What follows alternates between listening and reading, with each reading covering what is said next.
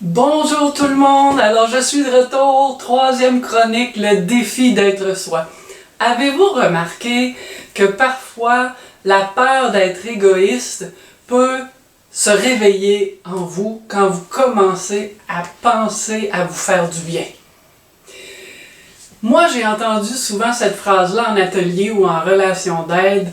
Est-ce que je suis égoïste ou c'est égoïste de penser à moi comme ça? Alors, on dit non à quelqu'un qui a besoin de nous pour faire un travail et on n'est pas disponible ou on est fatigué.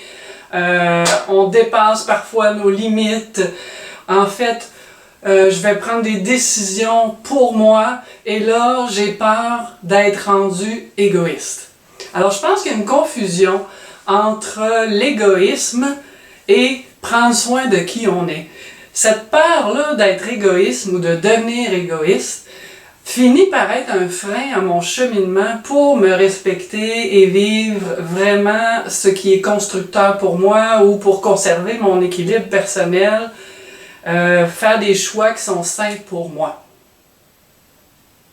Alors si je continue de me laisser mener par cette peur de l'égoïsme, mais en fait, je vais me perdre dans les besoins des autres. Je vais disparaître en quelque sorte. En fait, je vais toujours faire ce qu'il faut pour plaire aux autres à mon détriment, qui va me laisser probablement des frustrations, de la déception, de l'épuisement aussi.